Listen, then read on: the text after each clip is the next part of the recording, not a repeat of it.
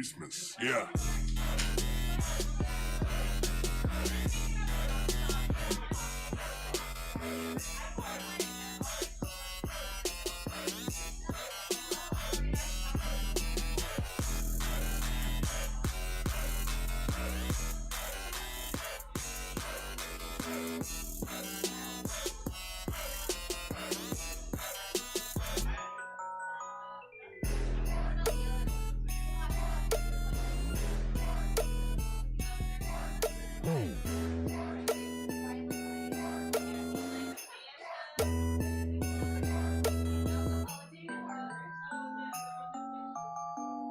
RX Beats.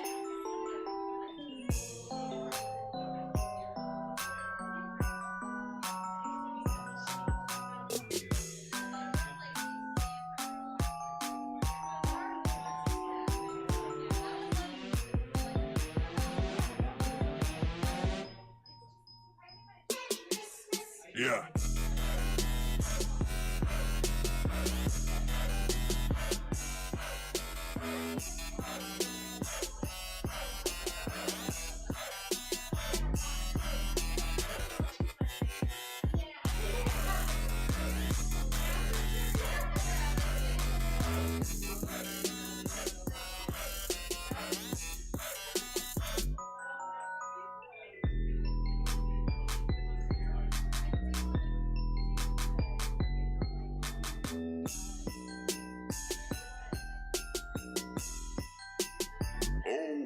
Oh,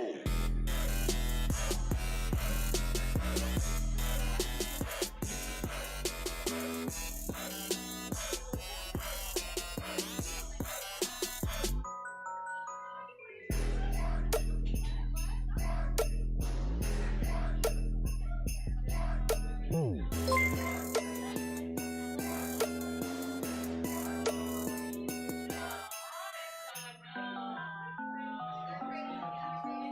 RX Beats.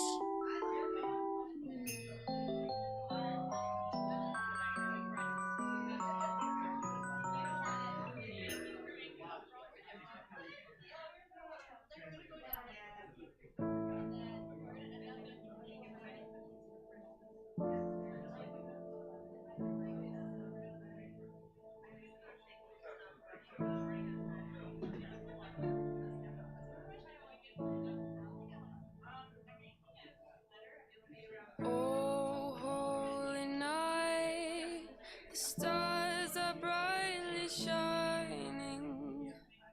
It is the night of our dear Savior's birth. Oh, holy night, the fire Oh, man. slowly dying. Probably my favorite new username has just followed us. Thank you, Asphalt. All right. Hear the angels sing from on high. Oh, night divine, please be mine. Welcome to Stab Comedy Theater.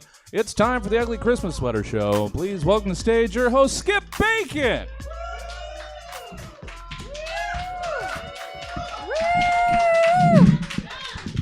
Woo! Woo! Okay, this is on, right? Yeah. Okay. Welcome to the beginning of the Stab Christmas Spectacular! Thank you for clapping when I make that noise. Like if I had just gone da-da-da-da, and you guys were like, all right, Skip Bacon, so thanks for clapping. I'm going to want you to keep up the claps this evening because we have some folks that I have only seen at open mic, so this will be my first time seeing them.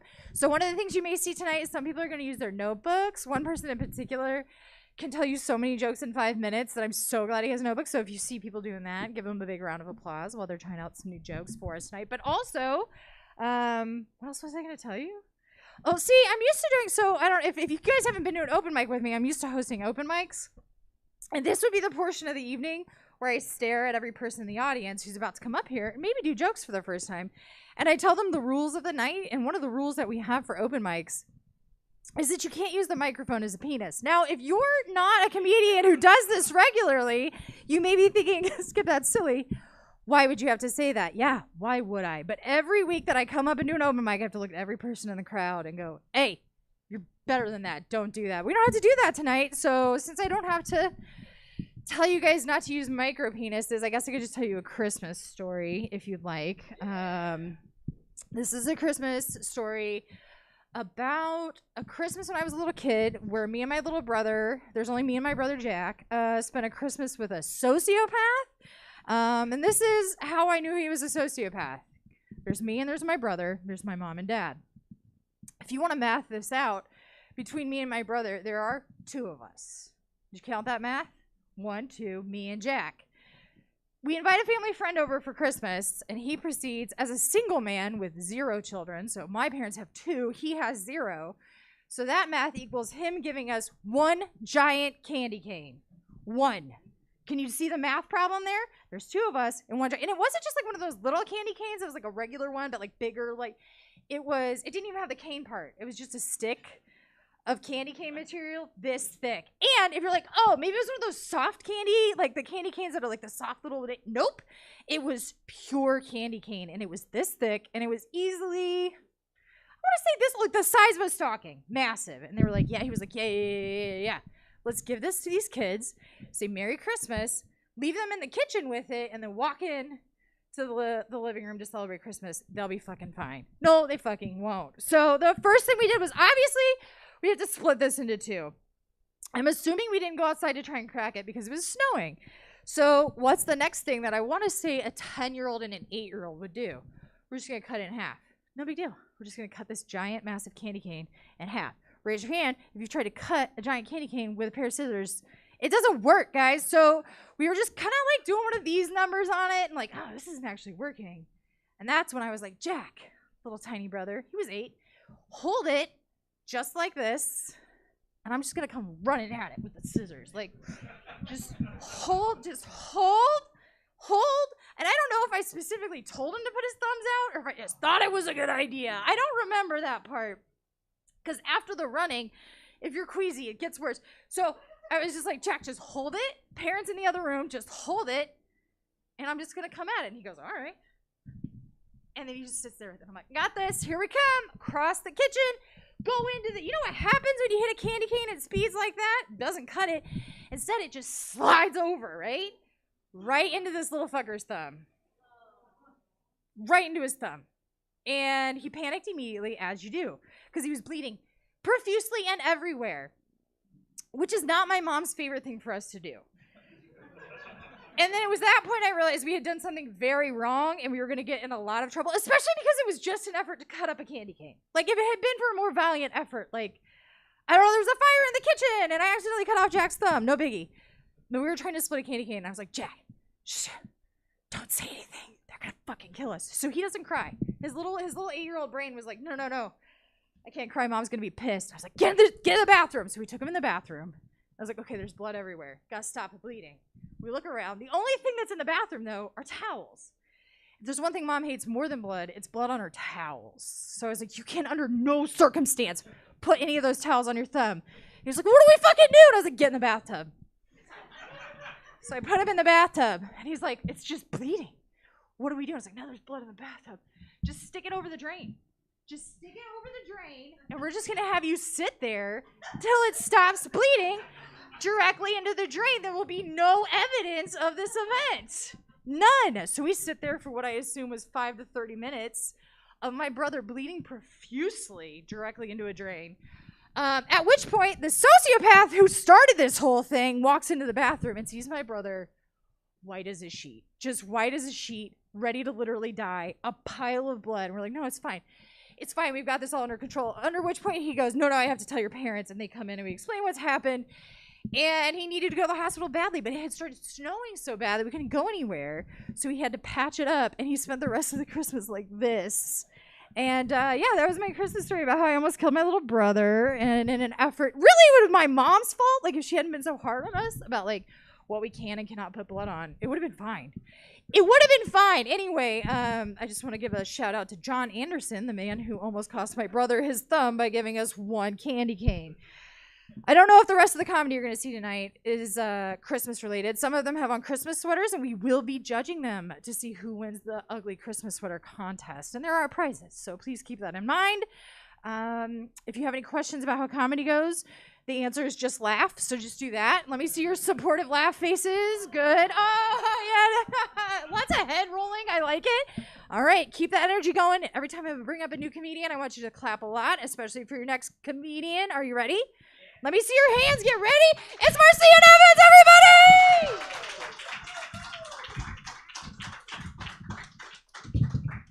Hey guys, give it up for Skip Bacon one time. Come on. I don't have a Christmas story. No. I'm dressed as an elf. Santa's affirmative action elf. I'm just joking. Oh, I wasn't sure what I was going to do or talk about. I was like, should I talk about the stuff or the story? I think I'm going to tell my own story. It was a senior year of my college days. Me and my friends wanted to get together and go on a trip to celebrate. You know, we went out to the world. But unfortunately, in the beginning of that summer, my dad died. So it was a little dampener on the story, or on the trip idea. But they rallied together and they planned it out, figured it out, and they said, I just need to finance it. And as luck would have it, I just came into some money. I skimmed a little off the top of my dad's life insurance money to finance the trip for myself, my girlfriend, and we got a hotel. We went to the UOP, which is in Stockton, so we flew out of Stockton. If you know anything about Stockton, it's the Gotham City of California. All right? Right, you've been there. Right, okay. So flying out of Stockton, there's nothing but clowns and jokers. Out of the airport, you know, there's an occasional stabbing, but we made it out. Flew in. It's so visceral, you can tell, like you can just imagine like someone coming up at you. No, but we flew into Vegas, saw the lights of the strip and everything like that. It was cool. It was nice. Before we went to the room, we actually got some food. We were starving, been traveling, preparing, packing all day.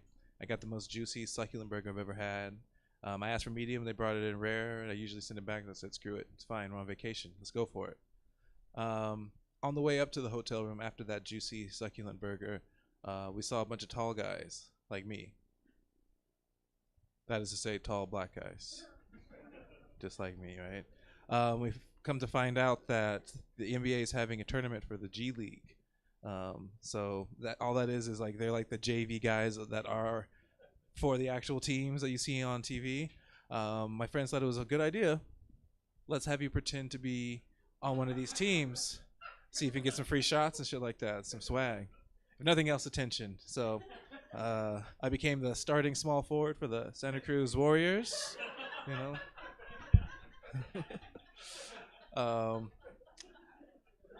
It was great. It was great. I got a couple free shots. Before we actually went to the hotel room, we got a care package from the mailroom because my friend had the foresight to send a care package. All that it was is just alcohol and weed from California because the weed in Vegas is trash. And the prices for alcohol in Vegas are equally basura. And we also brought some snow since it doesn't snow in Vegas. Yeah. Party favors, yeah. I see some confused faces. Cocaine. So after we hit the party favors, we went down to the pool party where I pretended to be the basketball player, showed everyone my clean-ass jumper. I was feeling myself. We were getting all drunk and whatnot. So I was like, you know, my girlfriend, all my friends and their girlfriends, like, you guys, it's all right. We're looking at each other's asses. You can look at my girlfriend's ass. I don't know why I said that because I was feeling myself, but it went down like that. That's what happened. Got dressed, went back up to the hotel room, but on the way up there, we actually saw a different batch of big men. Not basketball players, professional wrestlers. Right, AEW. You guys like AEW? Right. So my friends thought it was a good idea for me to pretend like I'm a AEW wrestler, you know? The grappler. But it was fun. Went up, get more party favors, more shots, smoked some more weed and whatnot. Party time. Went down to the clubs. and I got some free shots. This guy wanted to arm wrestle. I almost got a free shot for everybody, but I was like, ooh, I can't. I got to save my arm for my jumper for my team for my game later. More shots were had at the club. We went to a rap show where I pretended to be a rapper. No, I was just joking. It was a great night. Damn near blacked out, and it was one of those typical Vegas stories. You know, I woke up married. Yeah, I got married to my toilet. I was sick as a fucking dog, you guys. Between the juicy succulent burger and the cocaine shits, it was like. It was bad. I hadn't drank any water since I left Stockton. Yeah. And it was Stockton water at that. How good could it be? I don't know. Oh man. It sucks, man, because the next 2 days I was just in the hotel room between the bed, the toilets. It was just no good. My girlfriend was out there getting power bombed and slam dunked on by my former teammates. It's just a mess. And I remembered, like, damn, I told everyone they could look at her ass. Now she's getting oogled and googled while I'm starting and farting inside my room. I feel like a total jackass. But it got better. I got better, actually. I was able to hold down a meal, hold down some water. The last event of the day, of the whole trip, was on the last day we were going to go to the strip club. So we went to the strip club off the strip because they show Bush out off of the strip. Yeah, they don't show Bush in the strip. You got to pay extra and do extra stuff. I'm not doing that. I'm not doing all that. Like a 30-minute drive down on the strip to like Carson City, Vegas, or whatever. That'd be whatever it's called. That'd be worth it. So we get there, we see the whole show. It's great. Girls doing their thing. The final act. Her name is Sparkles. Right, of course. Right. What better name? She comes on stage. She does her thing. She has a special move, what she called. I'm not sure if there's an official dance move, like, you know, in like dance academies, but how I would describe it is pop that pussy into a handstand and then into a split like that. Right. I can't do the first part. I can do the split part. Every time she did the splits, though, I started realizing, because she did it a lot. She was like, pop pussy handstand, clink. Pop the pussy handstand, clink. She hit it in rapid succession one time, clink, clink, clink, clink.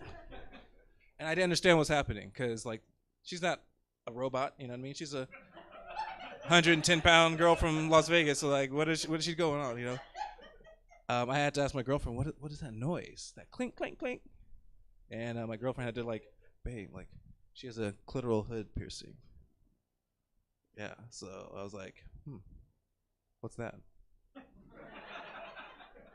Babe, she has a piercing on top of her clitoris. Okay, yeah, but what is the clitoris? What are you talking about? No, man. I'm just joking. I know it's over there. It's in there somewhere. It was a great trip. That part really put an exclamation point, a real clink on the trip, you know. We finally get back to the hotel after seeing Full Frontal, and it's time to go. It's time to pack. It's closing time in Vegas, and we start to pack, go downstairs. And as soon as I get out of the elevator, I see a commotion at the blackjack table, and I go check it out because it's on the way, and I notice there's a woman I see and I'm familiar with. She's going crazy and winning all this money. It's my fucking mom. Yeah. Apparently she had the same idea I had. I was like, Mom, what the fuck are you doing here? It's like, yeah, well, I saw you took some money off the top. I took the rest. Bet on black. We'll just have to cremate your dad. We'll have to do it out of pocket. Anyway, that's been my time. Appreciate you guys. This is Marcy and Evans. Let's give it up for Skip Bacon. Woo! I've never heard a story about a dad dying and with strippers. I like it. All right, you guys ready to keep that energy up? I'm kidding. I know you are, because up next is Ben Warhide. Here he is.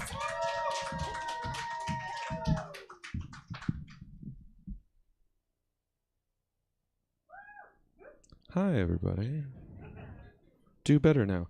Hi, everybody. Aw, thank you so much. That makes me feel so warm and welcome. Thank you.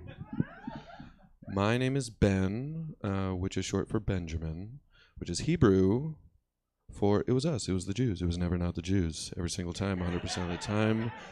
Good, bad, or otherwise. Jews. Jewsy Jews. Let's see. Let's run through the list. Banks, Jews. Weather, Jews. Killing Christ, Jews. Christ, also Jews. Also Jews. Being all Jewy, Jews. Taekwondo. Probably Taekwondo. That's probably us. We financed it or something. I don't know. Oh, my housemate told me the other day he doesn't know what gaslighting is. So I told him, yeah, you do.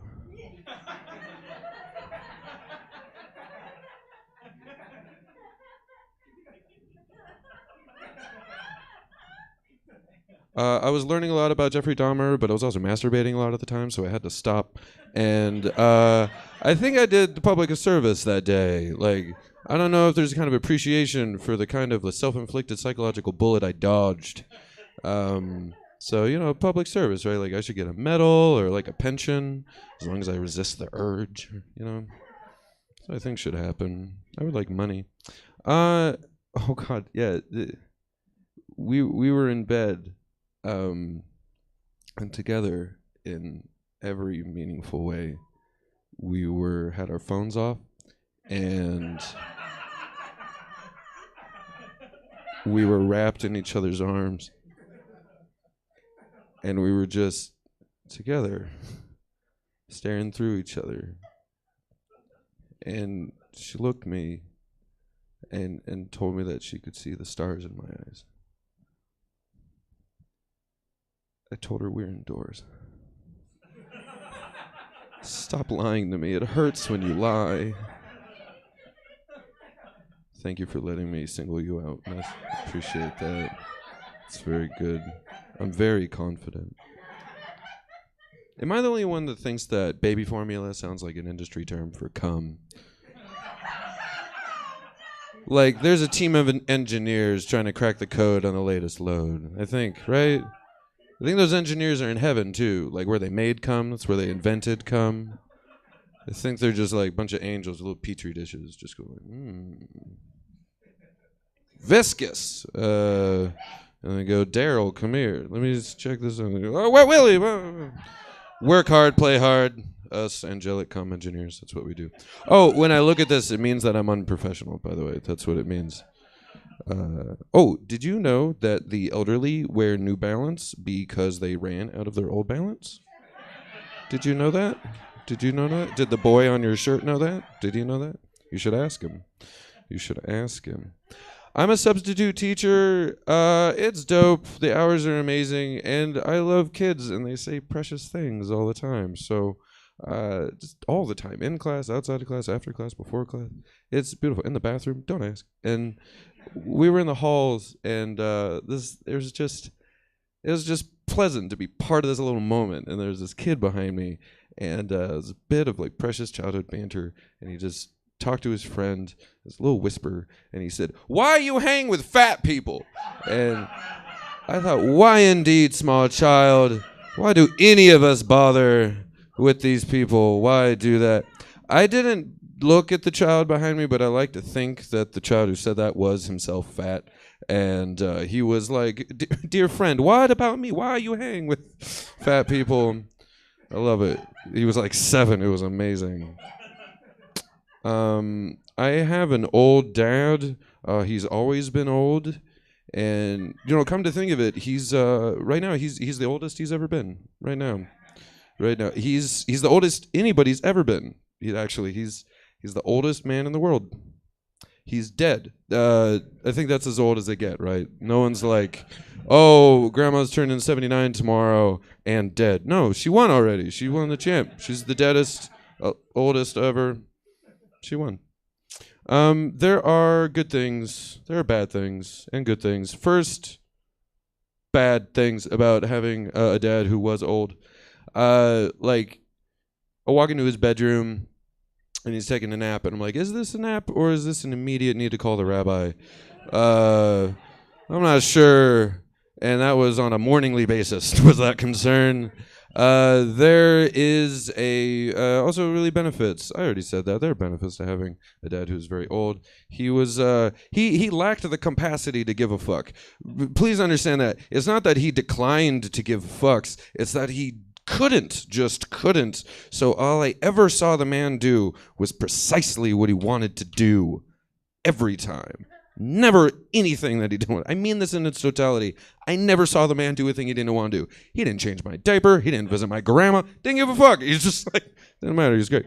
And what a role model, you know? Like, you just get to watch a guy be thoroughly himself 24/7. So I would come downstairs, not a brag, and he would like have the newspaper out, and he'd like wait for me, and then he'd like make eye contact as soon as I got there, and he'd flop it open to the obituaries and say, "Today's losers," and would be like, 49 years old, beat him. 10 years old, kicked his ass. It was a sweet, sweet, horrid man whom I miss very, very much. Thank you very much. I'm going to miss you all soon. Have a lovely evening.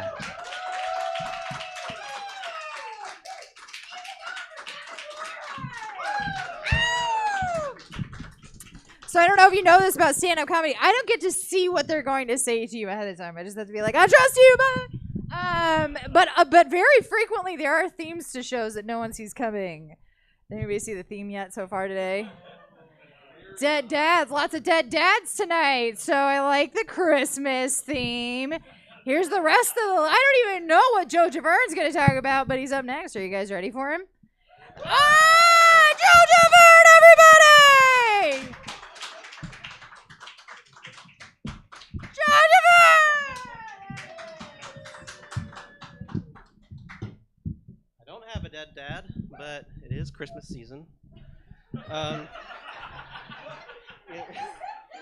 You know, so it's that time of year, you know, when you start thinking about mortality, you know, ashes to ashes, grandparents to cash.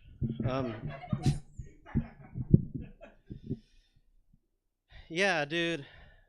My dad's dad is dead, though, so intergenerationally speaking, yeah.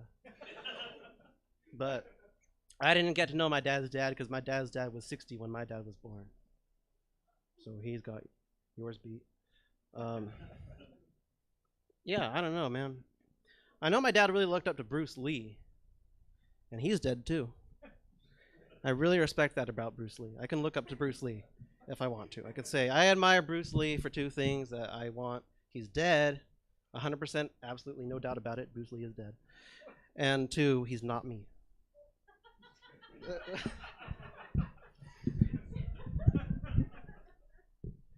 Yeah. I was at Denny's earlier today, and I was looking at my phone. Just imagine this is Denny's, and I'm looking at my phone, and I saw a headline, and it said, "The price of eggs is soaring." And I'm like, yeah, I guess if you're a bird. The price of eggs is soaring. Every natural process is a transaction of some sort. And also, for Jesus Christ, the price of eggs was soaring, right? He ascended and he was all egg, no sperm, that guy. Good old Jesus Christ.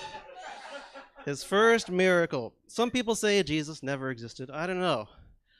I never get together with 10 of my friends and say, hey, let's all make up another one of us who's better than all of us. But then again, but if it was to make another one of us look bad, I could see the appeal, right? I don't know. The Bible, the Holy Bible. For me, the Bible, it's like communism, it's like vaginas. It looks great on paper. But when faced with the reality of it, you're like, what?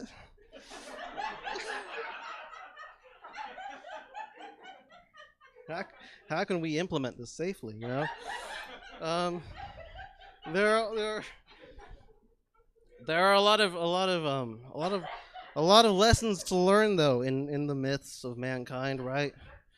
My favorite, I have so much alcohol in my system that my jaw is about to lock up, and it's painful, but I have to keep talking to the microphone. But this happens occasionally.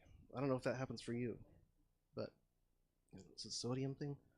Anyway, but don't let that keep you from dismissing whatever it is I have to say.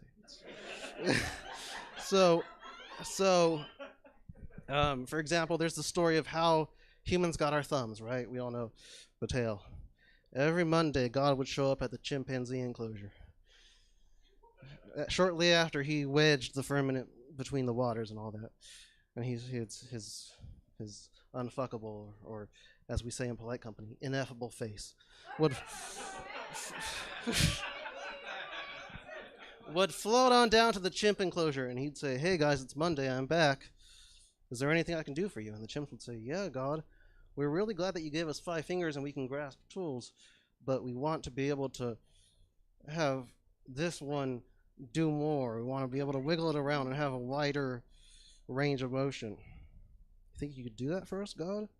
And God would say, "I don't think so, guys. I don't trust you with thumbs yet. You can grasp tools, but do you really grasp tools?" Because that was God's whole thing, was the good and evil and the knowledge and all that shit.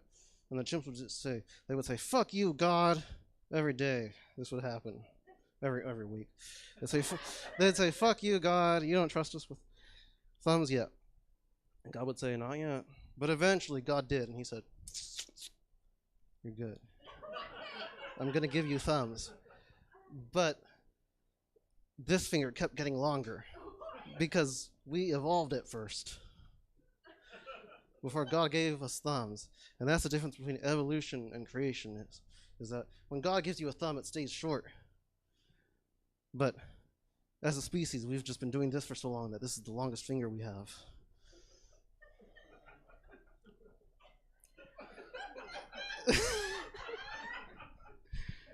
That was based on the fact that when I was 6 years old, we had to do self-portraits, and I tried to draw my hands, and I made my middle fingers too long, and my teacher was like, "You can't do that." I'm like, "Why?" And then my classmate was like, "I can explain it to him," and she was like, "Go for it." And he pulled me aside and he said, "When you do this, it's a sign that means you're saying I don't believe in God." I was like, "What?" Because I didn't have a religion at the time. I was just trying to wrap my head around, like, it sounds less offensive to just say I don't believe in God than it, you know. I didn't understand what he was trying to say. But anyway, if nothing else, because I'm out of time and my jaw's like really fucking locking up. I can't open it. But you all need to know this. Watch out for carpool lanes. Carpool lanes are a far left radical movement.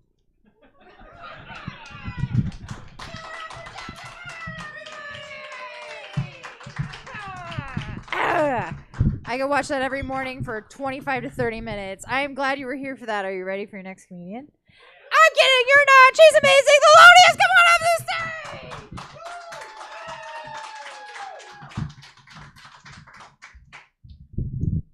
What's up, Stab? How's it going? I thought when I got dressed this evening that I would look like Santa's favorite sneaky link. Y'all may be on the nice list, but I've been a good girl all year. And hopefully Santa delivers all the presents that you guys put on your list, because what I put on my list was back shots and to get my guts rearranged under the Christmas tree. So hopefully that definitely happens. And old people, if you have gray hair, please stop calling us young girls good girls, because it's extremely confusing. Because you haven't fucked us yet. How do you know? How do you know? Any fans of Vegas? Anybody been to Vegas? Yeah. My family just moved out there, so I went to go visit not too long ago. And because my mom, all her kids are grown, She has a BBL. She's living her best life. She decided she wanted to move to Vegas. We went to go visit. And when we went to visit her, she wanted to go see a rap show. And I was like, okay, we'll just buy the tickets for any rap show. I'm pretty sure I'm going to know who the artist is. Her, not so much. I know I'm going to have a good time. So she buys the tickets, and I look at the artist, and it's Jeezy. And I was like, oh, shit. Like, this is going to be a great rap show. Any Jeezy fans? No? Okay, that's okay. Just me. Anyways, so it was me. It was going to be me, my mom, my husband, and my cousin. And before I could get real excited about it, I realized that my husband, who's white as hell and ginger, is going to stand out like a sore thumb in that rap show. And if you've ever dated someone black, just know that your black partner at one time has had this thought of other black people checking your non-black partner to make sure that they're down. So I was all like, that's not gonna happen. We're gonna have a great time at this show. So I go to the nearest store to us, Target. I found something that had some African prints on it. It said Wakanda in the front, Black Lives Matter on the back. I was like, there's no way in hell anybody's gonna check my ginger husband at this black show. You know what I mean? So I get them all dressed up. I swag them out. We get to the club, and if you've ever been to a rap show in Vegas, just know that they start at 2 a.m.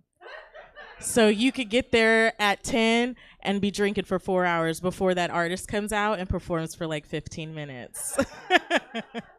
It's some shit. So we're in there, we're drinking, and Jeezy comes out, and we're having a great time. He's got like fire, techno, pirate, whatever it's called, going. He's got glitter coming from the sky, and there's bitches dancing everywhere. And my mom's in front twerking her BBL booty. I'm behind her twerking the booty my granny gave us. And then there's my husband and my cousin chilling behind us.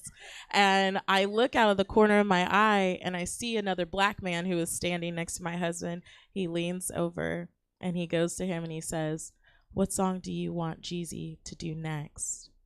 And my husband is not a big Jeezy fan. Like, he knows like maybe 2 songs, but that's not his favorite rapper. So my husband didn't answer right away. And so the guy leans over again and he says, you don't fuck with Jeezy. And so out of that whole conversation, my mom only hears the you don't fuck with Jeezy part. And for some reason, she thought this man was talking to her. So she turned around and said, I fuck with Jeezy, nigga! Hella loud in the club. I turned her, I was like, no, Mom, he's not talking to you. He's talking to Nicholas. And so she was like, oh, ha. Nicholas, if you don't fuck with Jeezy, why'd you let me buy the ticket, nigga? So that whole weekend, my husband became the joke. You know, he doesn't fuck with Jeezy. And he took it like a good sport. You know, everything was cool. And so when we came back to California, his actual favorite rapper, I saw something in the news. Anybody a fan of Freddie Gibbs? Probably not, because y'all don't fuck with Jeezy. Okay, did somebody say woo? Okay, one person, hey! If you like doing cocaine and fucking bitches, that is the rapper for you. Freddie Gibbs is the rapper for you. I definitely recommend him. So I saw that he was having beef with another rapper, and it happened to be a rapper that we had just saw in Vegas, Jeezy. And so I went over to my husband. I was like, Nicholas, look, Freddie Gibbs has beef with Jeezy.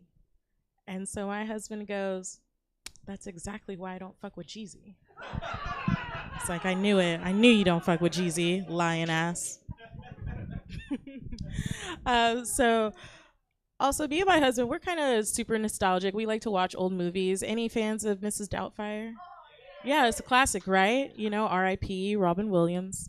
So my husband shows me this photo of the cast when they did the movie in 1993 versus what they look like now. And I was like, oh my God, they're all grown up. You know, all the kids are grown up and they're just missing one person, you know, Robin Williams. And my husband goes, gone too soon. And I was like, really? Is it really gone too soon or gone at his own time? Because he took his life. I mean, I mean, if I committed suicide and someone said "gone too soon," I'd be upset as hell because this is my life path and I chose to end it here. So please do not be remorseful about the life I did not want to live. But yeah, I think I'm going to go ahead and end it here and bring your hosts back up. Thank you guys for having me. I'm Felonious. Here comes your host, Skip. One more time. I want to admit something terrible to you. When she said we watched Mrs. Doubtfire, but of course, one of those people is no longer with us. I went, oh my God, is Mrs. Doubtfire dead? Did anyone else do that? And then was like, oh, Robin Williams, Mrs. Doubtfire's fake. I just mourned a fake person's death. Anywho, I'm going through some shit right now, so I'm going to bring up Jack Sheldon and tell you some jokes. You ready? Yes, Jack Sheldon right here! How's it going, everybody? All right. So I was looking at a schedule today, and I was like, what's a M-F? Motherfucking, I got to work 5 days this week? So I'm gonna do a lot of crowd work today. What's your name, sir? Yeah. All right, cool, Jake. So what do you do for a living? You're a what? A vet student? Oh, okay, cool. What's the craziest thing you've seen so far doing that?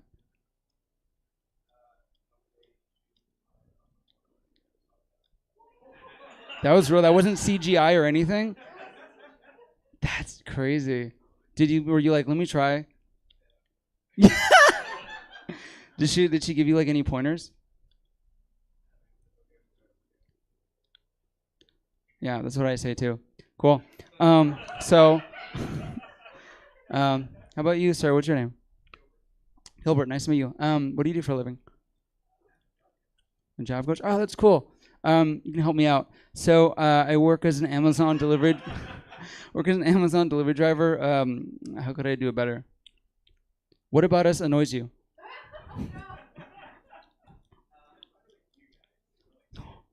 Oh shit. I think I can agree sometimes. Like what? Yeah. I mean, it feels good, but it's like wrong, right?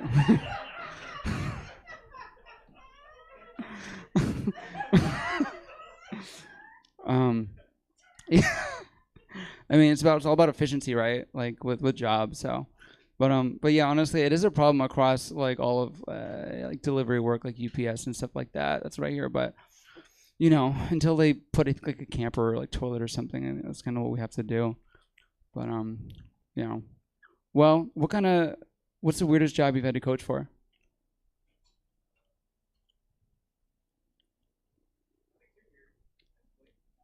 Mm-hmm.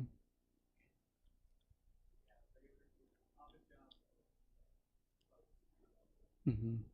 Cool. Would you ever do either of those jobs, or are you not into those jobs?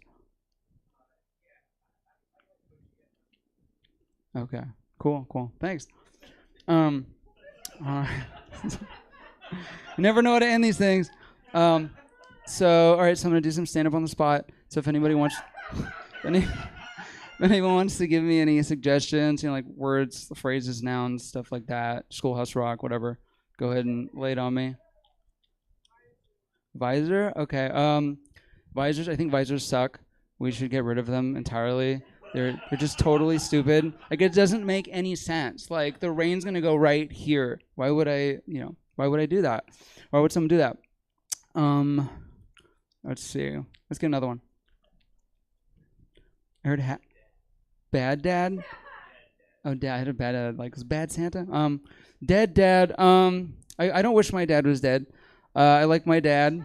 I think he's really cool. I was gonna say we like to drink. He likes to drink. I don't drink, but I'll like sit with him and he'll chat and he'll like spill to me about whatever.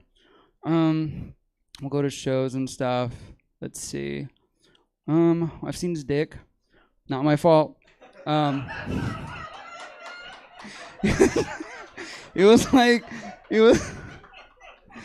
he was like arguing with his wife and shit, and they were like in the bedroom. I'm like, I'm gonna take a peek. Or I don't know why the fuck I thought that, but then it like whirled around real quick, and then he was like a baby like on the bed like naked. He was like laughing, and then he had his like, you know, his thingy.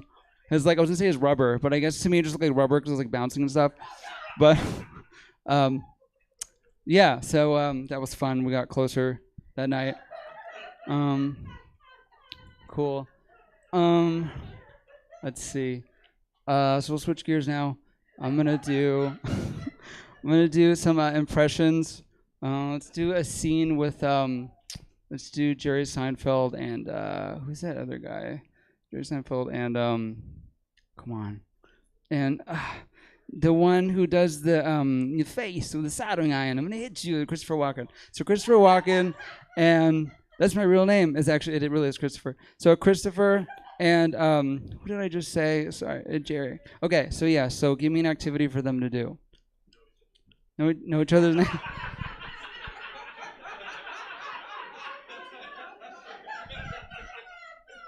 I swear, I know your name.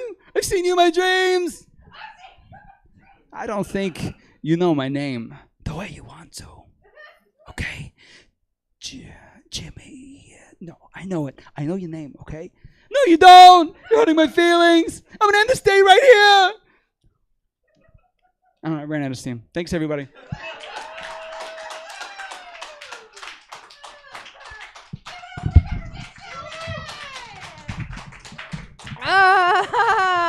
Knowing someone's name.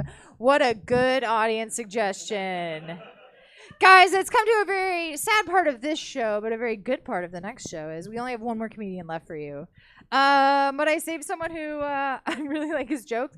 You're gonna want to like put your drinks down, make sure you're not having anything and you're not chewing food or anything, because it's gonna be a long. It's just like he just goes hard the whole time. That's why I put him here at the end for you. But the nice thing is there is another show after this show, so if you want to stick around, we'll have a break after this. You can get some drinks, get some more. It was Butterfinger pie, right? Yeah, Butterfinger cheesecake. It was so good. And the soft chicken. Anywho, so you can stick around, have some food, have some drinks, and stay for our 9 o'clock show, which is Scene Kids. For anybody who doesn't know about Scene Kids, one person memorizes a scene. Maybe it's from a movie or a TV show, and they know it by heart, and they're going to do it. The other person on stage has no idea what that person is doing. It's especially hilarious if you figure the scene out before the person on stage with them does. Then it's really good. So if you'd like, after our last comedian, you can stick around for that. If you had a good time, but you're afraid you're going to be cold tomorrow, you can grab a hoodie on the way out. They are available for purchase. Yeah. So are you guys ready for your well, you're not ready because it's going to be hard to get through because you're going to laugh so hard. But try your best. Keep on top of it. Be sharp because Daniel's jokes are quick and funny. Here's Daniel Goldheimer. Everybody, here it comes.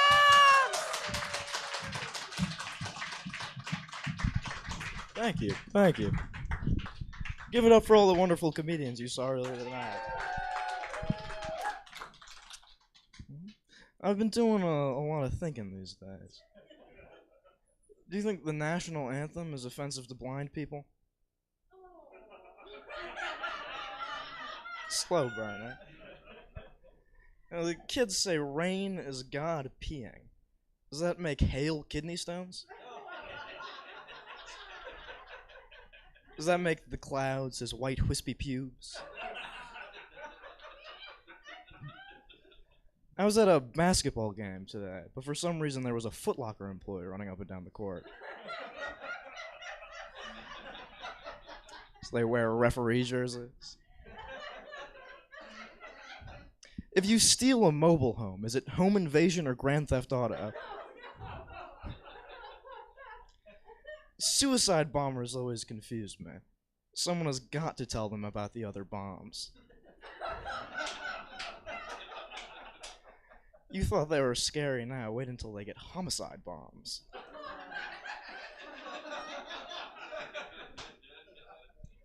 I saw some furikake seasoning and it said sprinkle on eggs, rice, fish, popcorn, or any food you'd like. I don't know why it didn't just say sprinkle on any food you'd like. The guy who put bologna in the dictionary did not know how to spell.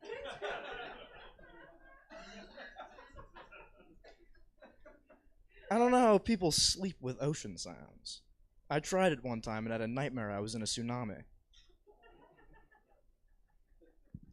I had to fly last week. Why is a pilot uniform the same as a doorman's? When I was younger, I wanted to be a rabbi. I wasn't religious, I just wanted to circumcise babies.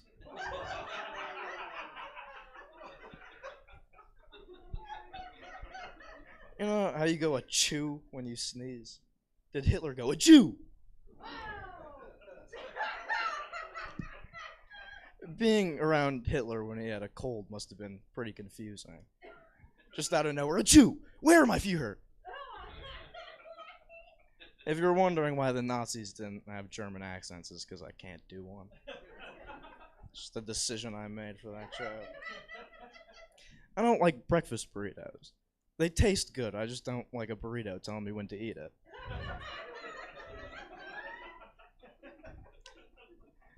I like sleep more than most people. I drink NyQuil during the day.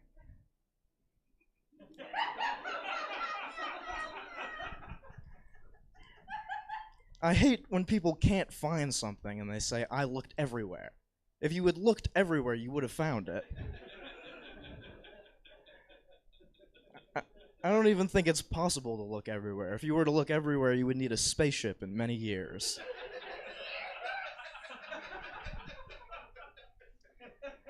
I never understood the immovable object versus unstoppable force. Just go around.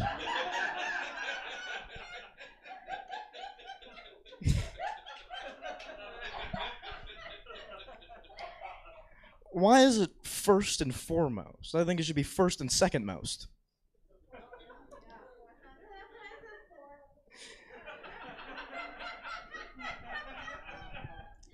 I think fire trucks should be called water trucks.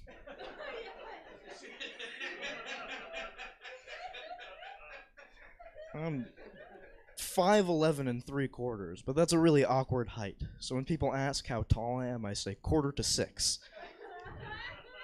Time joke. This is a weird fact. You know, cows can go upstairs, but not down. The guy who said what comes up must come down was not talking about cows.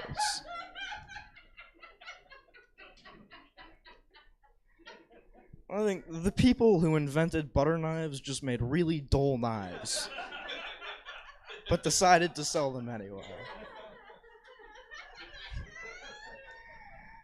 The guy who invented urinal cakes did not know what cake tasted like.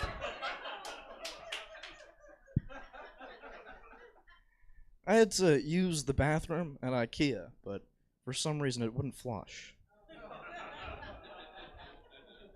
Because I shit in a model toilet.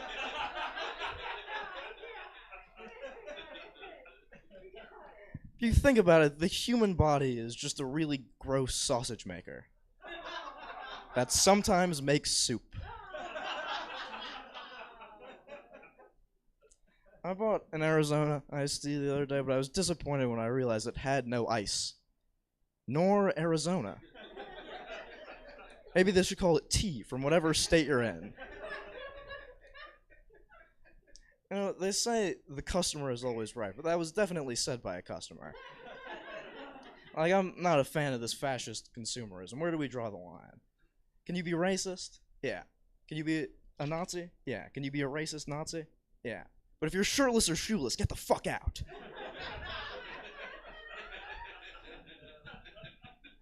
You know, it costs $100 to register as a sex offender. I'm not quite sure what to do with that.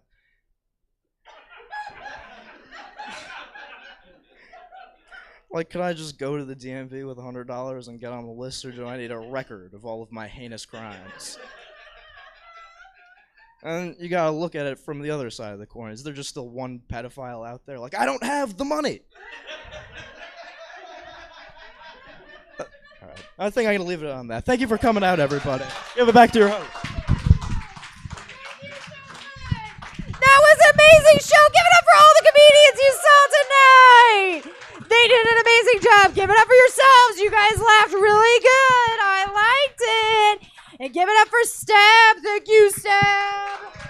There is Stab. Stick around for the 9 o'clock if you like. We'll see you back next month for our January showcase for my birthday.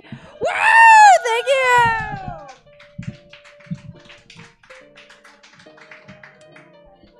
Thank you, guys. Yeah, that is it for the Ugly Christmas Sweater Show, but we are not done. In fact, we've got another show coming up in just a couple minutes. Scene Kids will be starting in, well, it says 13 minutes, I think. Let's call it 13 then. Check out stabcomedytheater.com for our full calendar of events. You can see what we've got going on. We stream live, improv, stand-up, sketch, podcast, gaming, and music shows 6, 5, 7 nights a week. Depends on the week. Check out stabcomedytheater.com. Anyway, we're going to set up Scene Kids. See you guys in person. If you want to see the next show, see me at the bar. At home, just sit there. If you're at home, just sit there. See you in a few.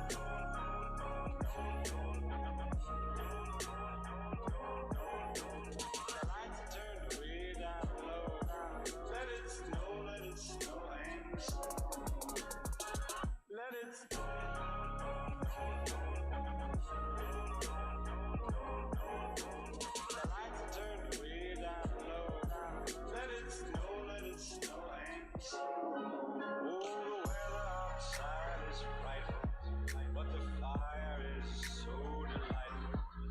And since we've no place to go, let it snow, let it snow, let it snow. Man, it doesn't show signs of stop. And I've got me some corn for pop. The lights are turned way down low. Let it snow, let it snow. When we finally kiss goodnight, how I'll hate going out in the storm. But if you really hold me tight, all the way home I'll be warm, warm, warm. Let it snow and snow. Let it snow.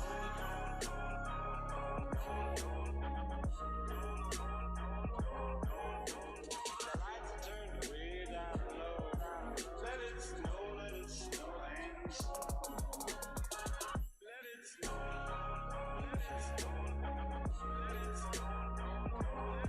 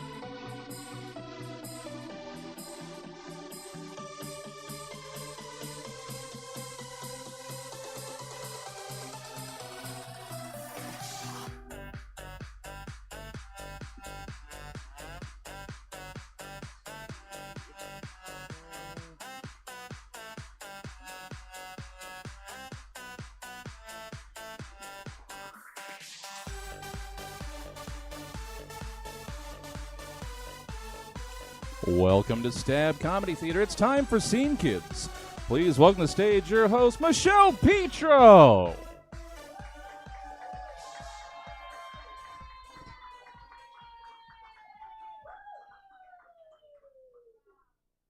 That's one of the loudest applause I've maybe ever received in my life. All on my own.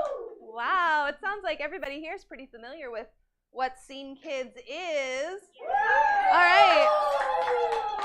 If not, and that's okay, and the resounding cheer made you insecure, that's fine. I'll still tell you what it is. Oh, by the way, hello, online audience. If you don't know, we stream our shows pretty much 7 nights a week. There's something going on.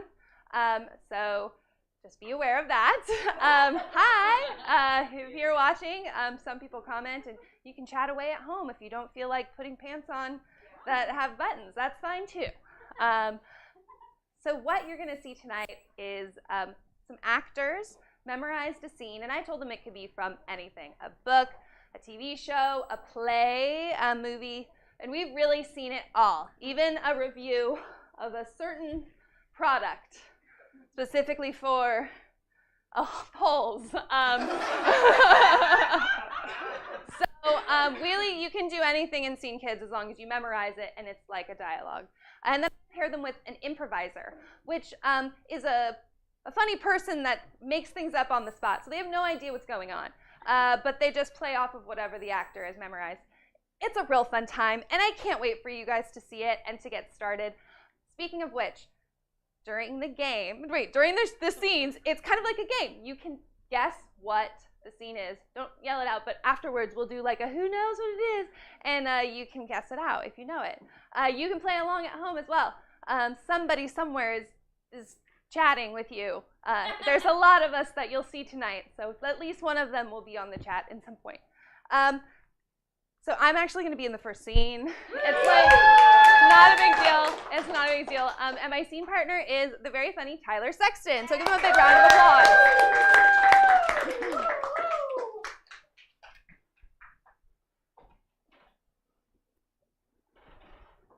Oh, well, thank you and Merry Christmas. Say hello to the family. Oh, let me see. Are you shopping alone? I'm pretty alone, yeah. Just shopping for one.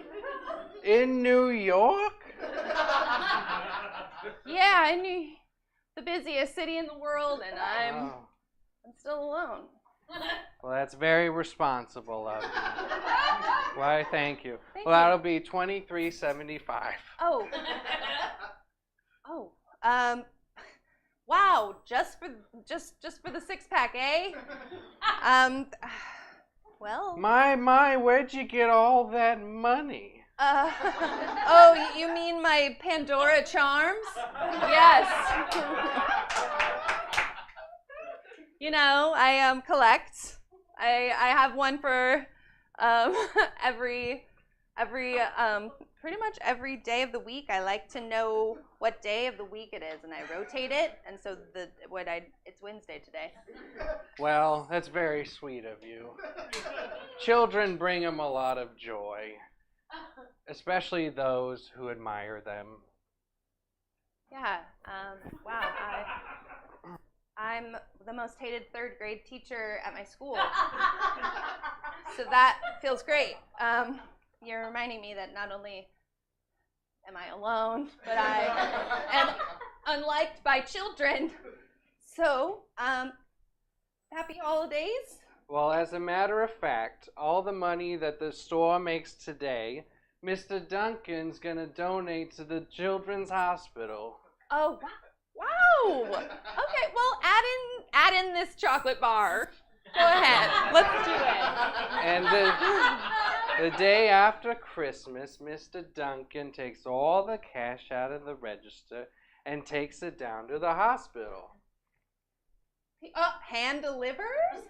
Oh, I would think like a giant check. You know, that's pretty classic, right? Well, that's pretty classic. But no, yeah, I get. That's very. Just hands a wad of cash. That's very sweet of you.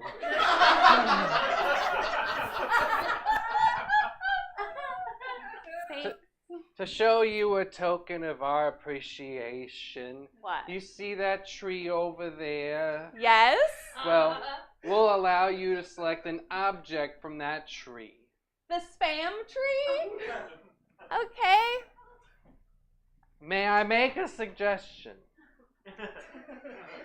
Take the turtle doves. I was gonna go for the 5 rings of low sodium spam, but I guess I'll take the turtle dove original. 2 turtle doves. And I'll tell you what to do. You take one and you give the other to a very special friend.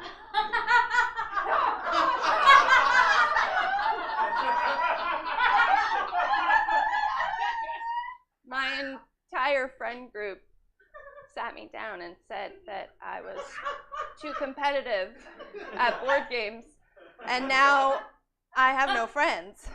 Well, you see, turtle doves are a symbol of friendship and joy. I never knew. And as long as you both have your turtle doves, you'll be friends forever. Well, I'll try them. Go ahead. Maybe Stacy will answer my phone calls. Just in the basket. Just in the basket. Thank you. Well, thank you. Merry Christmas. I would prefer, Festivus, but maybe that's why I'm alone. And scene. Merry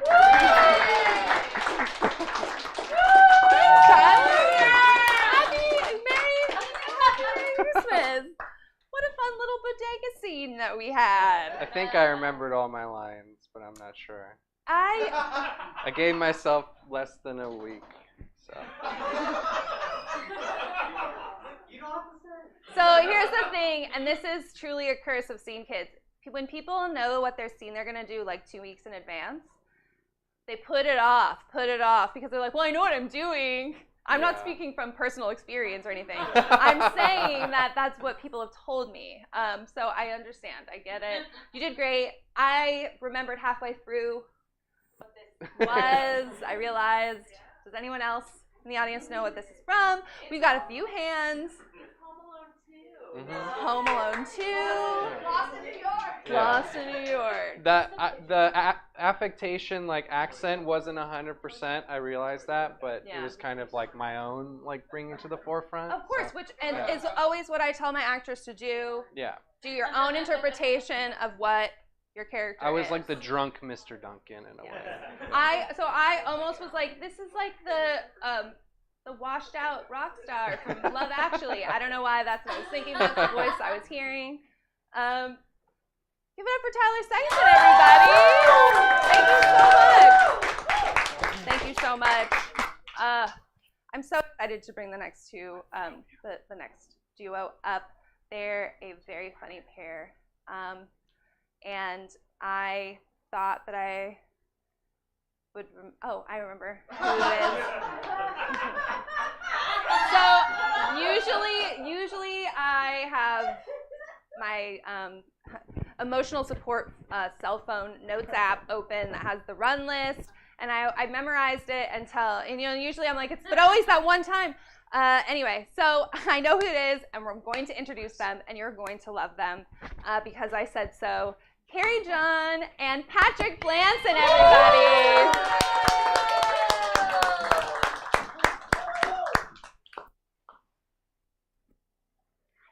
Lucky me, swimming in my ability. You doing this again, Jennifer? I thought we talked about this. Dancing down on life with agility. All right, we're gonna have to sit down and talk again. We might have to break up. Come and drink it up for my fertility. I mean, we can have makeup sex if you want. That's always a good thing. But look, I love you, and I just want you to be. When you meet my parents, I just want you to be normal this time, okay?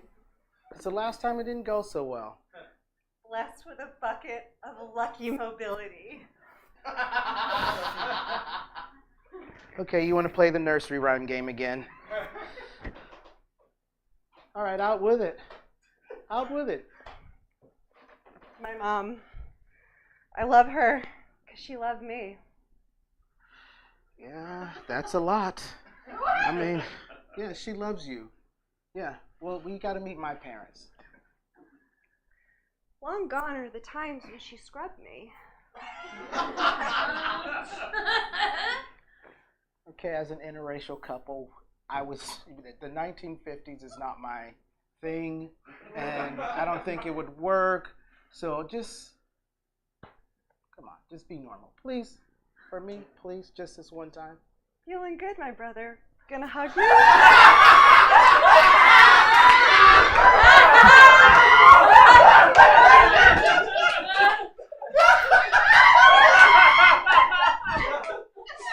You got me on this one. You got me. But okay, I'm gonna. God, please. Drinking my juice, young love, chug-a-lug me.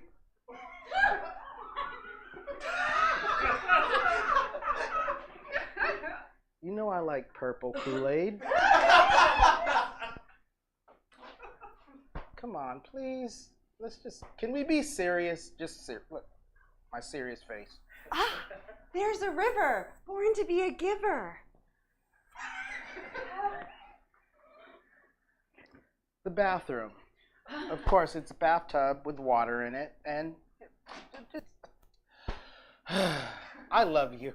Keep you warm. Not gonna let you shiver. I just don't know if we're gonna make it. I don't know.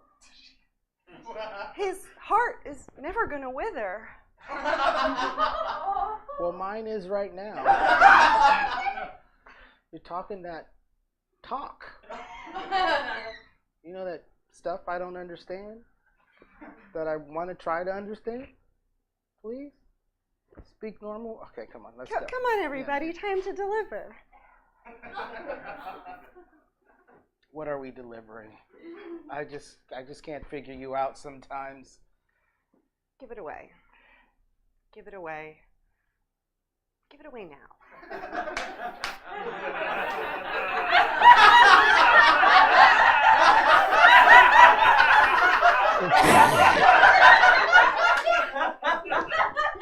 That was the moment I realized I really know who you are. Yeah. Give it away. Give it away. Give it away now. I don't think I want to. Give it away. Give it away. Give it away now. But what I got, I gotta put it in you. I can't tell if I'm a kingpin or a pauper. Well, look, I kind of try to figure you out, and I figured you out, but you know, we love each other, and it's gonna be you and I. I think we can get through this. Let's just make up. End scene.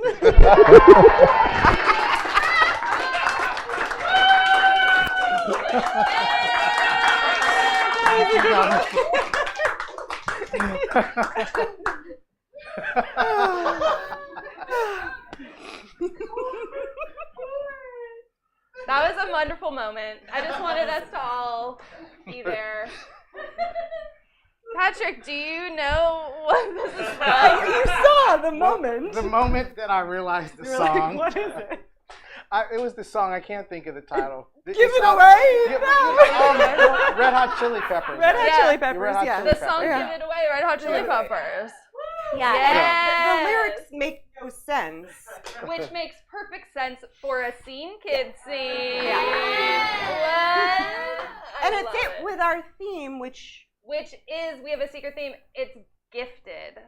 So anything Okay. that's gifted characters, gifted holiday things. A river born to be a giver, Yeah. giving it away Yeah. now. See what we did there, folks. Shame on you. Thank you. Big round of applause. Thank you so much to Carrie John. Thank you to Patrick Blanson. Yes, well-deserved hoots and hollers. I am so sorry to Amy in the back for body slamming your elbow. I did not mean to do that. I hope you are okay. I am strong. So just checking in on ya. We have one more scene and then a few more scenes after that. But our next scene, almost gotcha, I gotcha. Our next scene, I'm very excited for this pair. They are two of the nicest people ever. Give it up for Gween and Gilbert Gonzalez.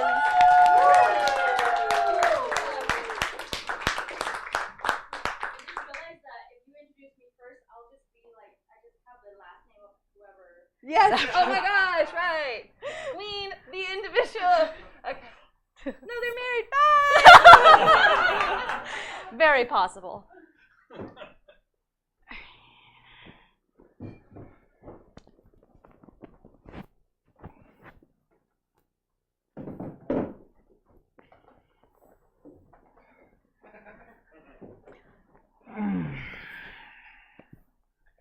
This is terrible. This is like a traffic jam. It is a traffic jam. It's literally the traffic is jammed and we are not moving. This is a traffic jam. I'm never gonna make it. Yes, that's why I always leave 30 minutes early so that we can make it. See how it says plus 25 minutes? Plus 30 is minus 5 minutes early, okay? This is why okay. Next time, just put your shoes on. Just put your shoes on, okay? Like an hour early, just put them on, okay? You can do your hair with your shoes. Sorry. I'm gonna roll down the window, get some air. Sorry. Dr. Kroger always charges us for the sessions we miss. That's why I'm upset too. Like, we have a shared bank account, okay? Everything we have is shared. We're trying to make this work, or else we have to separate everything, and we don't want to do that. It's messy. I do that anyway. What? I thought we were sharing. I thought we just put it into the pot, and then we just pulled from the pot. You're separate. You're keeping track? And the next time I see Dr. Kroger, all we're gonna talk about is how much I resent him charging me for the last session. It'll take me 5 sessions to recover. Okay. Whew. Okay, you resent him. Okay. New plan. We're gonna go after this motherfucker. You and me, babe. We're gonna do this. We're gonna fucking Kroger. Yeah, we don't want you charging us, okay? We don't want to leave 30 minutes early to be 5 minutes early. We want to show up when we show up. Yeah, fuck that guy. Julie, your mother and I are very upset. We can't talk right now. I forgot you were back there. Look, Dr. Kroger's really great. He's just helping Dad and me just like figure things out, okay? Just, don't tell him anything I said. Okay, just sit in the play area and just play, okay? Just play. God, I hate Christmas. Especially with that one all of a sudden.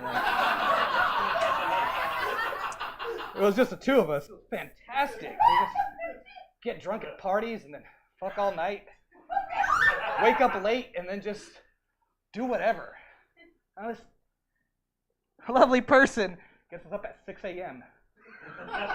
For no reason. It's Saturday. Yeah, you wouldn't like it either if you hate it as much as I do. Oh, what now? You're hitting it? You're hitting it? I'm right here. What's this? Okay, back to the pot. I thought we were putting everything into the pot, including pot, and then we would both hit it together. You're doing all this shit by yourself? This is why we have Dr. Yes, I know you're cold. I just need air.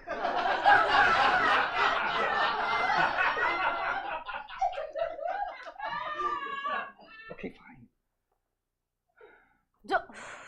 even get me started on joy.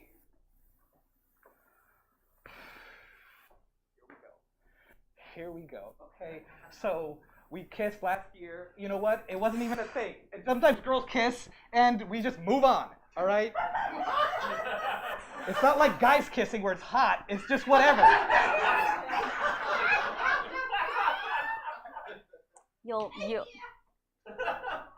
When you're older, you'll understand. Oh, okay, Mr. Born a year before me.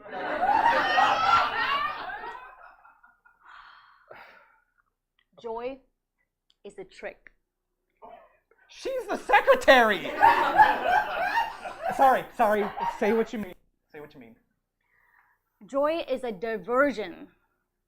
It doesn't last forever, and it always breaks your heart. She did. But that's why we're talking to Dr. Kruger, okay? It was just one kiss, holiday party. We were all drunk, and now it's about a year later, and we're fine. We're getting therapy. We're getting through it. We just get through this traffic, and we can just lay it all out. Damn, Joy! Did you? We better call this in. It's Santa Claus. Wait, it's a Santa Claus. It's Santa Claus. It's. Just stay in the car. Just stay in the car. Okay, just say it's a person. She's right there. She still fucking believes. Jesus. Oh my God, it's Santa Claus. Oh God. God. Is he?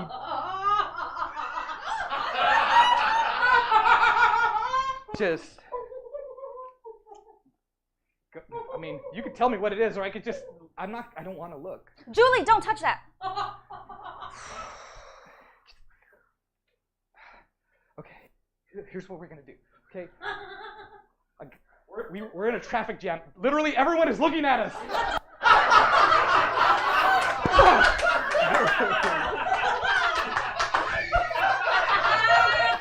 No, put the phone down. They're calling on us. Give me that. That's evidence. What'd you give me the head?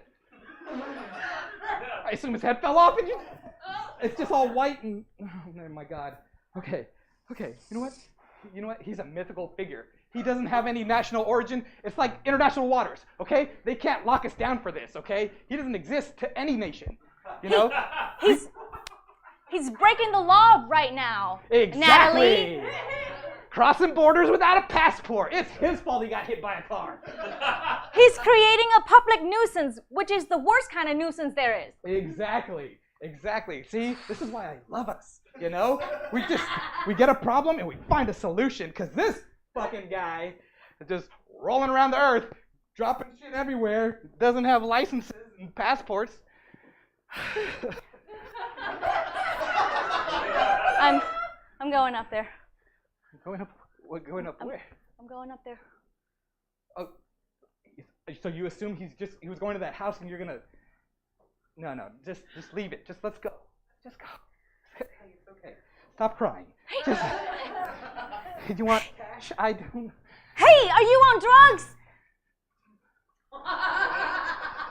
Okay, again, is this a revelation that we need to talk with Dr. Kruger?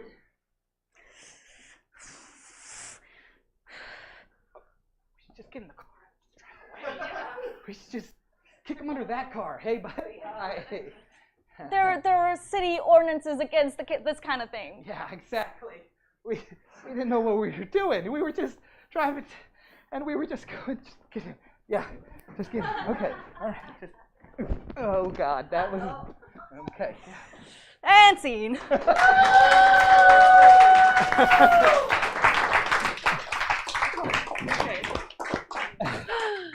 So funny. I want this kind of love. Oh shit, it happened. Let's justify it. Okay, let's go. Great. Oh my gosh, Gwen and Gilbert, thank you so much. Yeah. Yes, did anyone know what this was from? Yeah! It's the episode where he shot Santa. Yeah. Yeah. Yes, right. You were saying so. There was a chat, the secret chat, and I remember now. You said that you were on. I was Monk binging. Kick. Yes, I was binging for 2 weeks straight. That's all I can see now, like evidence and just clues. Yeah. I know where you've been. And it all fit into Scene Kids. Yes. Thank you so much, Gwen and Gilbert. Give them a big round of applause. Thank you. Thank you so much. We are kind of rounding out the second half of our show now. They were right in the middle there.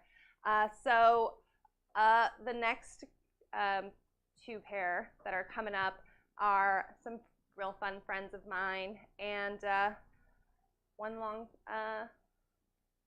Anyway, yeah, no, you're gonna know what they are. I'm so sorry.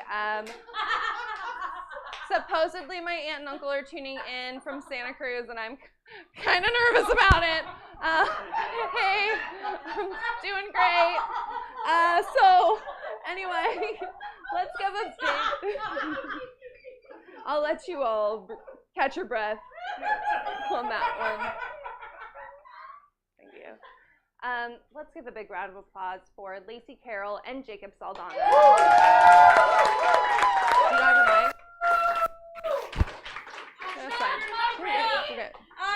You got one around with Jesse? I'm not mic'd up, but I'm very, very loud.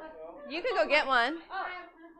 It's all right. It's just they've just done the show. They've just done the show like 85 times. I already got the mic. Well, that's not right. It's Casey's mic. It's on. You don't have to touch it. This is the beautiful behind the scenes. Thank you, family members. I just want to thank all the family members who came to see the show tonight. Together, singular. We are all family now. Unlimited breadsticks out front if anyone needs. Is that Stab's new like motto? When you're here, you're family. Yeah, don't quote me on it, but yes.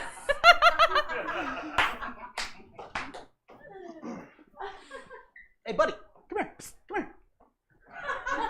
You want a Turbo Man for Christmas? Do I want a what? A Turbo Man? Listen, pal, that's not my bag. Get it? Oh, okay. Listen, I mean, yeah, my mom really wants a Turbo Man, to be honest. Well, little boy, I don't know with that attitude if I want to give you access to this. What we got? Show him, Tony. Oh, by Turbo Man, I thought you meant the new sex toy. This is an actual toy. All right. Yeah, Tony, this guy doesn't need our help. Ho, ho, ho, ho. Oh, yeah, I was, what? Oh, yeah, okay. Let me look in this bag a little bit. Yeah, okay. Oranges, interesting choice. You got cash? We got the doll. I mean, no, I don't want your oranges. You got something else? Oh, Merry Christmas, officer. What are you doing? Santa doesn't make drops in the middle of the day. Okay, honestly, I was playing along, but I thought you were selling drugs. I was just trying to play along. I didn't want to get arrested. These are actual, real human heads in there, and I'm very concerned. What the fuck kind of shit is black market? I just want to buy weed, man. Really? And you don't look like the type of dad with the foresight to buy his son a Turbo Man Christmas Eve. Okay. That's great. Buddy, I'm concerned for you. Hey, respect the suit. You want the doll or not? Okay, I'm gonna sit here. I've just seen a bag of human heads. All right.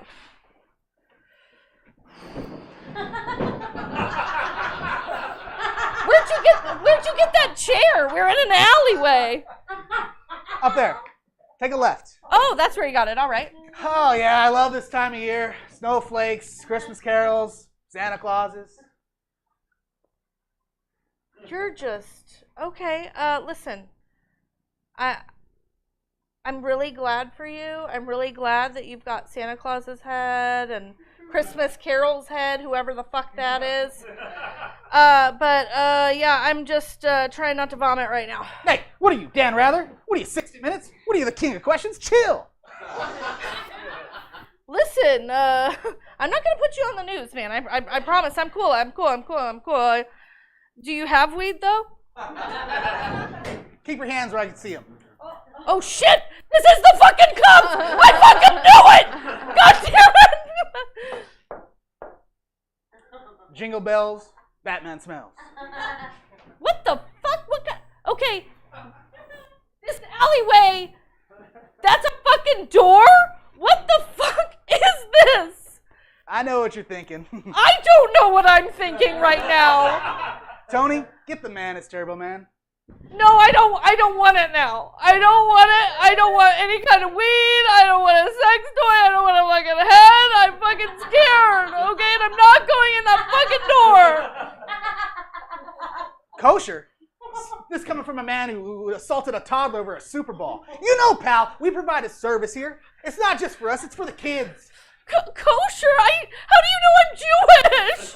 What the fuck? Every little kid who sat on Santa's lap, every little girl who had milk and cookies set out for Santa, every little boy who woke up Christmas morning and they opened presents and it was clothes, not toys. You're just naming all the people you've killed? Not so fast. $300, not chocolate kisses. $300 to not experience you anymore? No. That's the multilingual version. It's educational and fun. Obviously, some assembly required. Okay. That's cool. Listen. I understand assembly are required with all these body parts. I don't know what you're doing. Frankenstein's great. That's all the money I have in my pocket. It's about $3. Would you call me? Here in the North Pole, them be fighting words. Stick 'em up. Oh, Jesus! That wasn't enough money! He really just want to kill me! Fuck! Okay, I'm not a fighting person. I'm more of a pacifist. So when someone does this, I just do this. What are you, chicken? Chick. I am a chicken. I am a chicken. Okay, I am a chicken. What can I do to save my life right now? Let's see.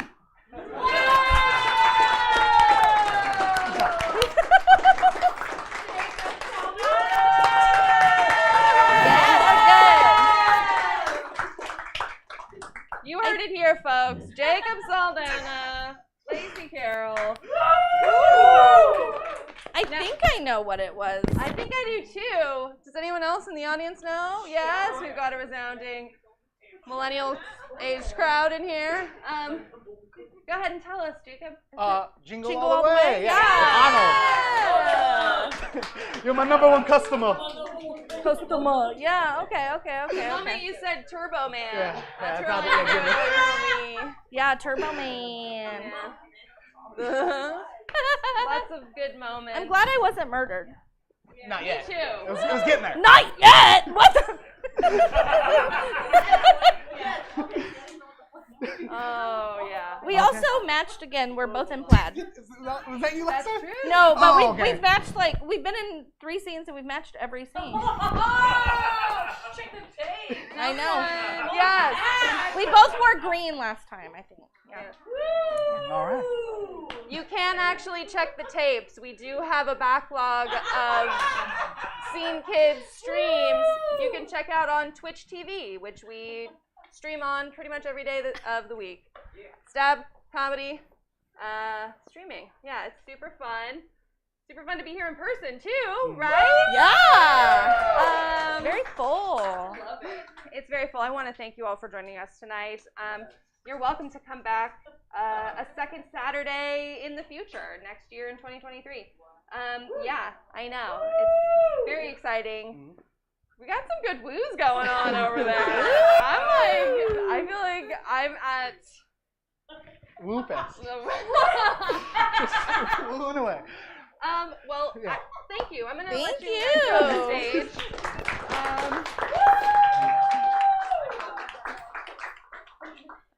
All right. And for our fifth music video of the TRL, where the origin of woos, I believe. I'm very excited for this next pair. They are two very funny, very kind and responsible folks, which I so appreciate because I'm a walking hot mess. Let's give it up for Wesley Allen and Casey Shingera. Welcome. Good to be here. They have mics that makes me get happy. Yep. Come in. Something is the matter, but what? I'm not ready to host your parents. This is a big step for us. It's 2 weeks. I don't. What? Mademoiselle Bridget is dead?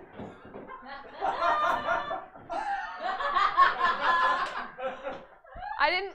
When you said your parents were theater people, I didn't know they were this committed. She's here already. Oh my god. You didn't do the sheets. You said you were going to do the sheets in the guest bedroom. Oh, fuck. I see. Lead the way. I will follow. Lead the way. These are your parents and your... Hi, we haven't met. It's hello. I'm trying to be really accepting of your theater parent lifestyle, but this is really fucking weird. Mon Dieu, it's like on a stage.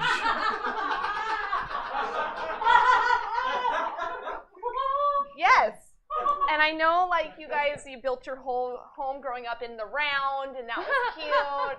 And, your family does all these plays, and you don't call your outfits, you call them costumes. But I haven't, okay, they're here. They're Careful, here. the footprints. We must not disturb the footprints.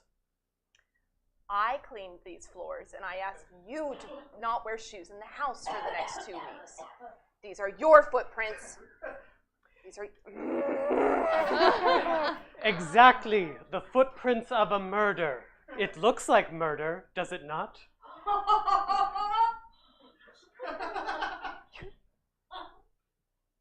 Baby, you can't do this to me. I'm too literal. Okay, no. When I said I wanted to play one of those murder mystery in a box games, I didn't, and I was like, I'm scared to meet your mom. She might kill me, or I might kill her. I was not literal. I'm just gonna Swiffer. I'm scared now. No. It is unbelievable. Terrible. Well, there is only one thing to do. We must call the police. Or, ma'am, I wanted to make a good impression. Please get up! Please get up! She's really committed. You guys really, you just... What? You lay a murder on me? This is a joke? I hope so. Aha! So I am the April Fool. Only it is not April the 1st, it is December the 26th. I don't know why that's relevant. I know I pushed that they not come over for actual Christmas because it was too high stakes. This is your mother. She does not answer. You say it is a joke? Are you sure? Again, I hope so, or we're going to have to go to that other Dr. Kroger. It's going to be good. I heard he does great work. This is a joke. Feel her pulse. Oh, thank fucking God! Feel her pulse. Nice to meet you. Gonna touch you now. It's like, man, it's kind of faint. Yes, she is dead. Someone has turned this comedy into tragedy.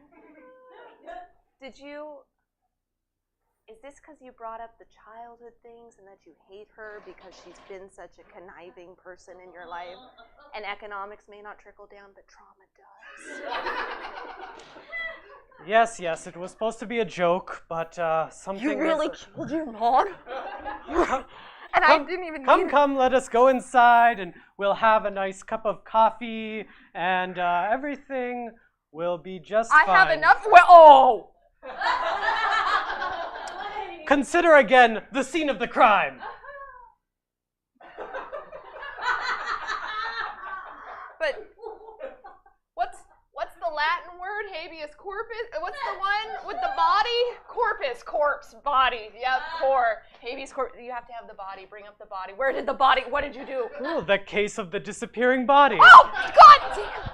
This is not cute. This is not cute. I told your family that I like murder mystery games. This is too much immersion. Are we in like a ready or not situation? Because I do not want to fight to the death. I too have had my little joke. I knew about your plot, and I made a counterplot of my own. Ah voila, Mademoiselle Brigitte. She played her part splendidly, splendidly. I came to her last night and told her about your little complot, and we devised a counterplot of our own. My plot was just that we host your parents, but we fill them with enough day activities. They're not here very much. That wasn't that much of a plot. We just encouraged them to go to Tahoe and San Francisco, and you just staged that you kill. Okay. Welcome to our home. Hi. Are you sure you want me to reveal this final mystery? Oh, you better reveal it. Or I won't reveal anything ever again. Well, the other day I was by the window, asleep in my chair, and I woke up and you were outside the window explaining everything, and I heard it all right there. It's quite disappointing. What I say to Janice, who is my best friend, is none of your business, and sometimes I just have to bitch it out like a little angry volcano, and I get it out of my system when I'm out of this house. This is a big ask. To host them for 2 weeks, and I haven't even met her, and then you stage that she's dead, and then the body disappears. This is not okay. You watch too much TV. But you have a good heart and a certain ingenuity to you. Tell me, what do you want for Christmas? Not to be patronized by my fiance. I shall get you that. No, you don't. And I see my work is done. Your work is done. We're hosting her for 2 weeks. And I've yet to meet your father. Is he dead somewhere else in the house? And scene. Thank you. Sorry. What was that? Surprise! So scary. You never know what might pop out at a Scene Kids. Give it up for Wesley Allen. Yeah. Good job. Yes. Thank you both very much. Thank So you. I and doubt. Carrie John. Yes, thank you. I doubt anyone could guess the book, but anyone can guess the author, maybe? Yes. Aha! Yep. Case of the Missing Body. It was the case of the Christmas pudding mystery. Ooh, yummy. She was kind of schlocking it up in this one, I think. Yeah, a little bit. We didn't get to putting it all in this scene. I know. I know. That was man. weird. So fun though. Thank you so much for being on the stage with us. Thank you. Meeting the parents. That's one way it could happen. That is true. So if you're anxious, keep that in mind. Because I am. So we're gonna close out the show with just a fun little story, a fireside chat, if you will, by my friend and owner of Stab, Jesse Jones. So if you want to give him a nice round of applause. Setting the scene. 1 second. As he sets the scene All right. from our lovely TV up above. He takes my chair that I've placed. Sorry, I usually do this on a stool. On a stool. Sorry. All right. So, I was supposed to be in a scene. I know. I'm Shout out to disappointed Katie. too. She's here. But yes, Katie's watching at home. So hi, Katie. She gave us the excuse to do this, a little story that I've trotted out. Christmas is past. It's a gift. It's a gift. It's the gift of the Magi. Woo! And La Rosa is familiar. All right. So, for you guys. Thanks for coming out. First of all, let's get to. Here we are. For there lay the combs, the beautiful set of tortoiseshell combs that her heart had simply craved and yearned over, that Della had worshipped long in a Broadway window without the least hope of possession. And now they were hers, but the tresses that should have adorned the coveted adornments were gone. "Oh, oh, Jim!" Della shrieked like a castrated Irishman. "They are simply wonderful, simply wonderful. But you see, my hair, the same hair for which you purchased these wonderful combs, is no longer in residence upon my fool's scalp." Jim balked, processing the strange information freshly delivered from his beloved's ordinarily warm, inviting mouth. "But Della," Jim finally began, "all you had longed for, lo, these months prior, had been these tortoiseshell combs with which to pamper your flowing locks. So how then, why then, in what manner or form have they been spirited from you?" "Well, you see, Jim," Della calmly cooed, stifling a dry cough with the back of her near-translucent, malnourished hand.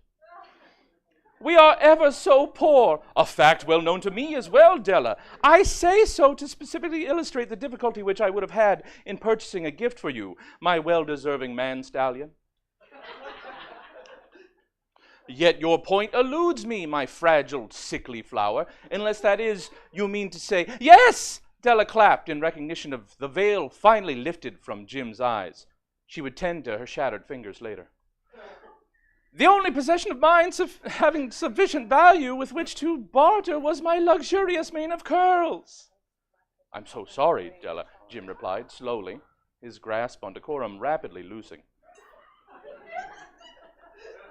"Are you meaning to tell me then, in your own sick, elongated fashion?" And before allowing him to finish enunciating his revelation, Della yanked her bonnet from atop her freshly shorn scalp with a flourish and playfully flung it toward Jim with all the strength of a near-dead kitten.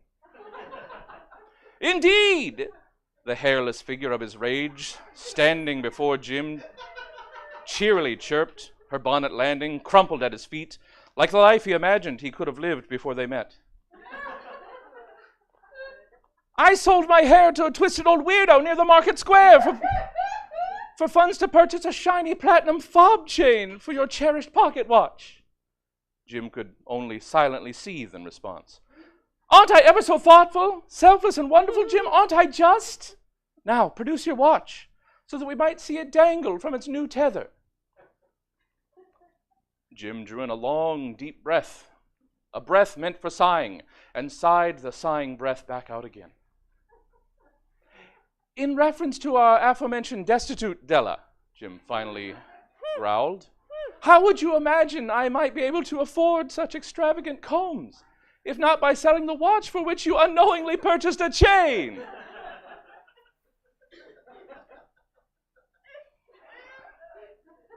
The oversized smile, which had been affixed to the front of Della's skull as if permanently installed, finally began to crack before fading entirely, and in the self-same motion replaced by a brow-furrowing scowl.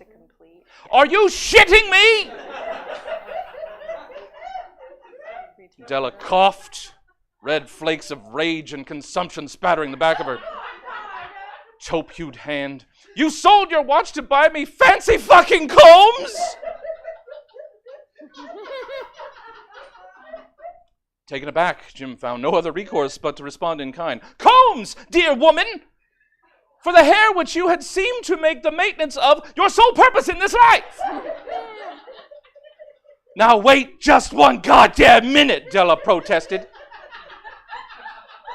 without even briefly halting Jim's momentum. "And every day which you scraped a bundle of twine-bound cat bones through your tresses, did you not think it made me feel that much less of a man to watch? To hear your muffled cries as the follicular carnage of your garbage brushes did more harm than good to your delicate peeling scalp? But then what about you?" Della finally shot back in defense. "You and that fucking watch of yours!"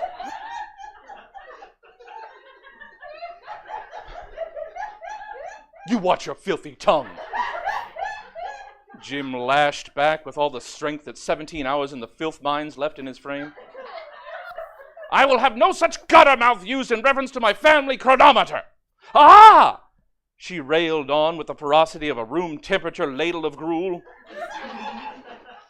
But as you have so carelessly parted with it, this token no longer remains your family watch, and as such, I can level against it and its former keeper any venom and bile I see befits it. That was my father's watch, and your father before him, Della moaned like a feeble gypsy thief. And his fathers, for as long as your family held the ability to decipher numbers and distinguish the rising and falling of the sun. Jim clenched the empty pocket at his hip, as bereft of its timepiece as the pathetic scrotum beside it, a viable seed. At the end of the day, Della railed on, punctuating each point with an audible creak of her hip, the hair which I sold will ultimately grow back, if slowly over a protracted period of time. But tell me, Jim, you crumpled half-man, will your ancestral timepiece someday again begin to sprout at the end of this fob chain for which I've purchased? Will your watch be regrown anew?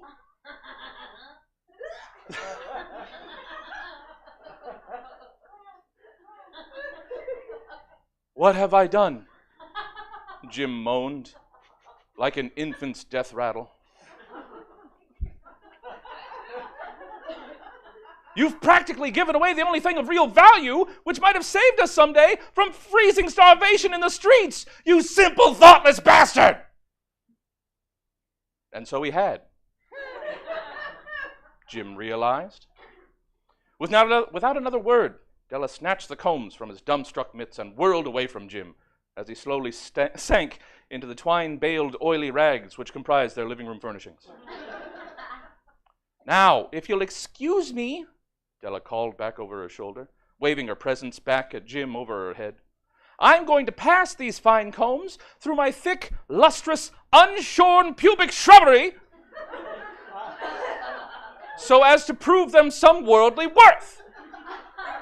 And you can collect me later in the evening. Oh, say, when the sun has been chased from the sky by the moon's soldiers, or whatever chronometric equivalent that might have been, had you the capacity with which to track it. Good day to you, Jim, you ridiculous shit-caked buffoon. Chronometric.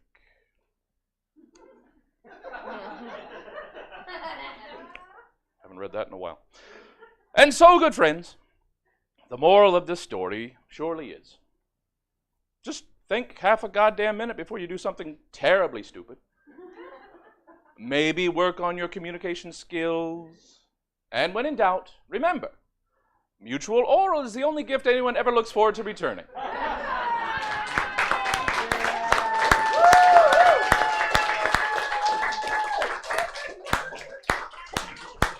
Jesse Jones, everybody!